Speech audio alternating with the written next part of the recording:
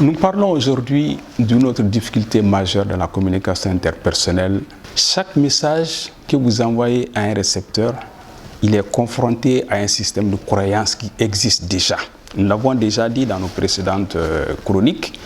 Chaque individu a un système de référence qui lui est propre et qui détermine sa façon de voir, de comprendre, d'analyser, d'interpréter, même d'agir, qui détermine ses désirs, ses ambitions, ses intérêts, ses motivations.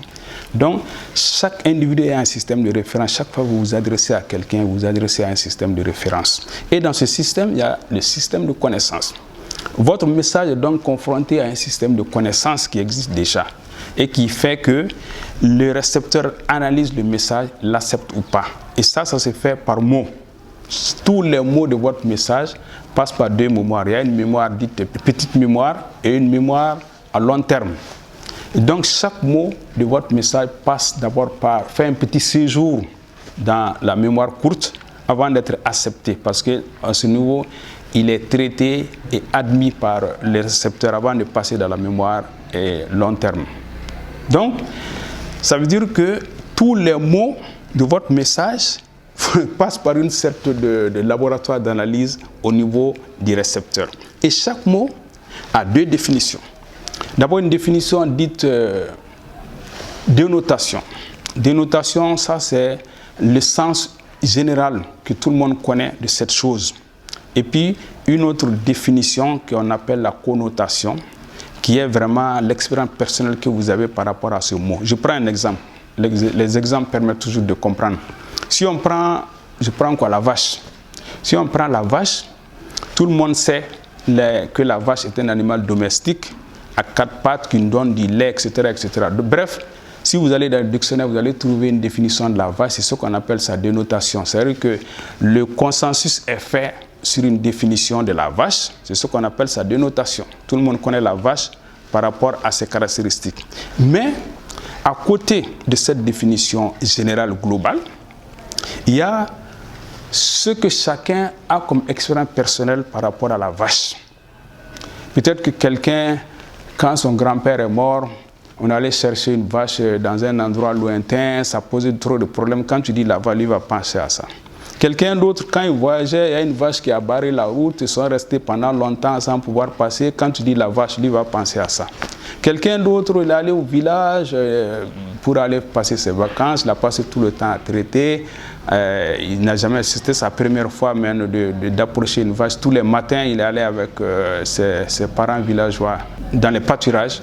Donc quand tu dis la vache, lui va penser à ça. Bref, chacun a une certaine expérience, une petite expérience de la vache que le cerveau garde à côté. Que quand on dit la vache, chacun va penser à sa petite expérience. C'est pourquoi on dit qu'on n'a pas les mêmes notions du même mot. Et chaque mot a une dénotation, encore une fois une définition globale consensuelle et une expérience personnelle qu'on appelle la connotation. L'ensemble de ces petites expériences, c'est ce qu'on appelle les inférences. C'est pour dire seulement que chaque mot a une autre valeur, une autre réalité par rapport à toi émetteur qui a émis le message. Je prends un autre exemple.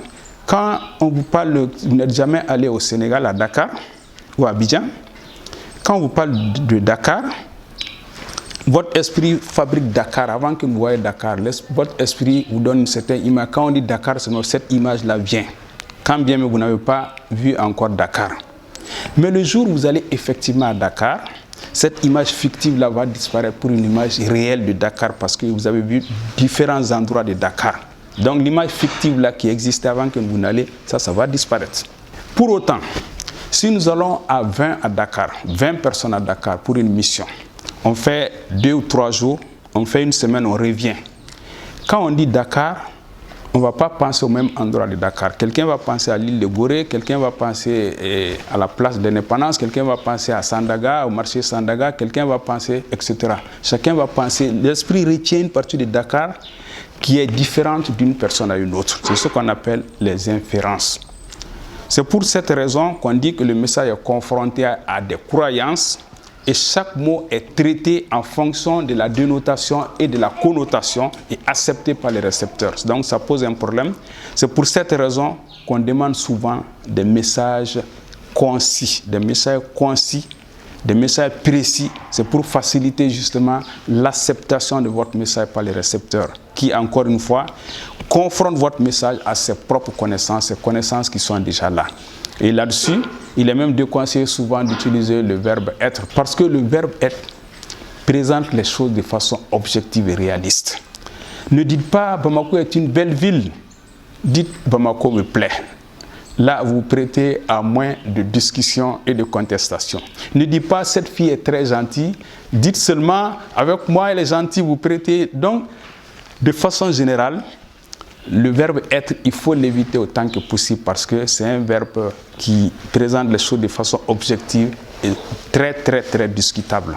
Donc en matière de communication, c'est un conseil très important que nous donnons et qui consiste à tenir compte du fait que vos messages, les mots de vos messages sont analysés, interprétés, acceptés par les récepteurs. Il y va de la réussite de votre communication.